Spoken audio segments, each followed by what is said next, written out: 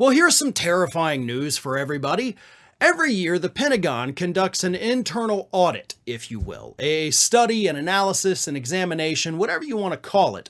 But they look at their own ranks, at their own members of the United States military, and they report on the extremism brewing within the ranks of the United States military. And according to their most recent audit, the results of which were released last Thursday, oopsie-doo, we seem to have a lot of people in the United States military that are actively calling for overthrowing the government of the United States. Now, when I say a lot of people, please keep in mind, it's 78. Okay, that is the exact number of people that they found. You know, God knows how many they didn't find that hold these beliefs but aren't actively posting them on social media. But I think one member of the United States military actively calling for overthrowing the United States government is too many. 78 is 78 times too many. Let me read you this.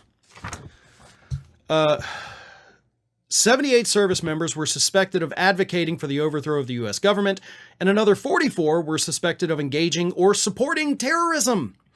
There were 183 allegations of extremism across all the branches of military, broken down not only into efforts to overthrow the government and terrorism, but also advocating for widespread discrimination or violence to achieve political goals. The Inspector General report also included instances of alleged criminal gang activity. There were 58 allegations of gang activity across the military.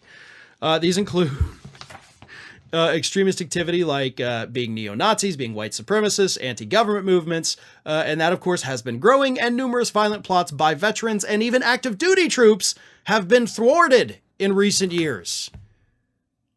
I didn't know that.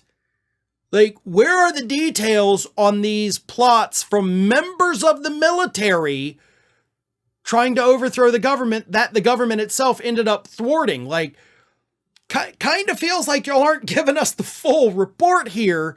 We need details, and to be honest, we need people's names.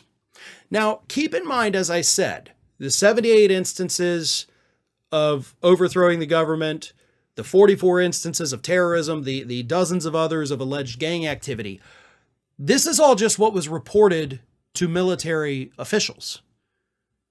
So this Inspector General report did not go out there and interview people. They didn't actually launch an investigation. They just got in their database, said, okay, here's all these reports. Let's look at them. Let's count them. Boom, boom, boom. Here's your numbers. Let's go. So this is just what was reported and acted upon. There could be hundreds, there could be thousands more of these kinds of people hiding within our military, getting training, getting weapons, learning the ins and outs of sensitive, government buildings. And we only have a handful of them. And there were court-martials. There were some that were handled by, local police, depending on where they were. These people were disciplined. There were a lot of dishonorable discharges, but the number of people that were disciplined or discharged does not equal the number of people that were caught. So that's a little weird, right? We're just letting some of them go, or we're just not taking action on them. Here's what's happened. And this actually goes all the way back to the Bush administration, folks. During the Bush administration, the so-called war on terror, once it became very obvious that we had launched a full-scale invasion of Iraq based on complete and total lies, recruitment for the military dropped tremendously. George W. Bush and Dick Cheney did not have the troops necessary to continue their offensive. So what happened at the time, and we did stories about this at the time in Ring of Fire. Yes, we've been around that long. We talked about the fact, because there were reports that showed military recruiters lowered their criteria. The military itself lowered their criteria, allowing people with known criminal convictions into the military, whereas in the past they would have been kicked out or not allowed in. Same thing with, known affiliations with dangerous groups or gangs or whatever it is. They were hurting so bad for troops that they said, screw it, let's let the extremists finally join the military. And as far as I know, because there's been no follow-up reports, that policy did not change. So the problem is the recruiters are not doing their job, and that actually is mentioned in the report. The recruiters are not doing, thorough background checks because they got to meet those quotas, got to get those numbers up. So we're just letting all of these people in. And you know who this benefits, of course? The man who wants to pack the government with people that will not tell him no and basically allow him to become a dictator, Donald Trump. These are the kinds of people that Trump wants in the military.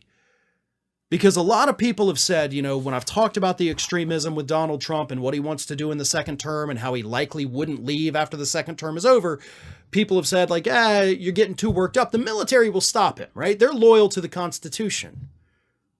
Okay. Doesn't seem like it. Seems like we got a lot of folks that are in favor of overturning the U.S. government. So keep an eye on that, because if Trump gets into office, these people might not get dishonorably discharged. They may get a promotion. Hell, they may even find themselves members of his cabinet because they want, it appears, the same thing that he does.